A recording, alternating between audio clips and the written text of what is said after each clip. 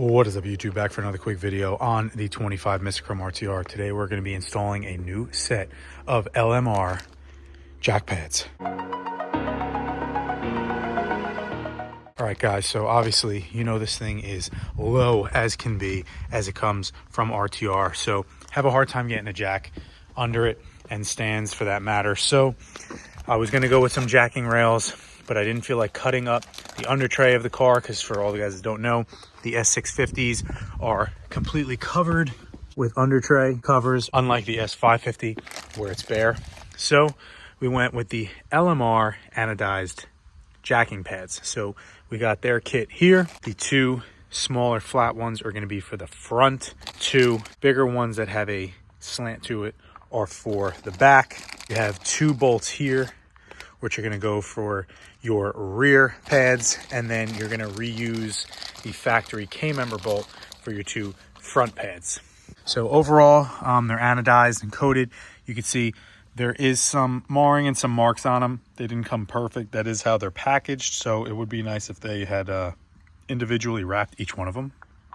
But this is how they are. They come a little scratched up and stuff, but that's the hand that we're dealt. And then we're just going to use some blue Loctite for both the rear bolts as well as the front. You must use it for the front. Let's just go over the install real quick on how we're going to do this, and let's get them on. All right, so you're going to locate your two K-member bolts here. This is for the front driver side, and I believe it is going to be 18 millimeter. So we're going to take off our front K-member bolt first.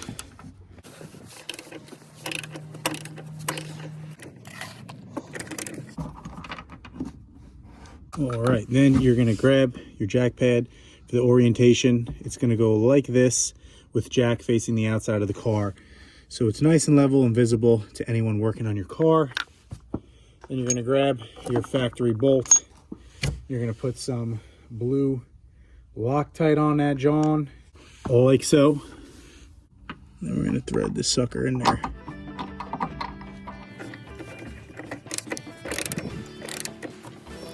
Then once you have it snug, you're going to get your torque wrench. You're going to put it at 85 foot-pounds. We're going to snug it up.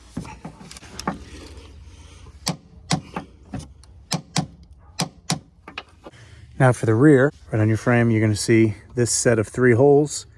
After I recorded this video, I decided to change it and use the frontmost hole so that I had a bigger access hole for the jack stand. So I decided to use that front hole out of the 3 that you'll see on both the driver and the passenger side.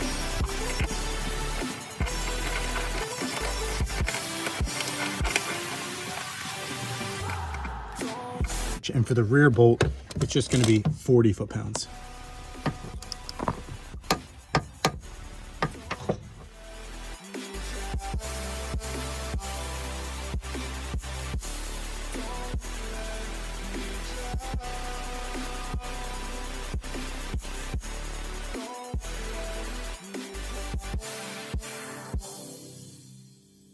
All right, guys, so there you have it. We got the jack pads installed. The whole thing took me about a half an hour, including driving the car up on a piece of 2x10 just to give me a little extra clearance to make it easier for myself. So we got them all straight and lined up perfectly. Thanks for watching. Hopefully this helps you guys.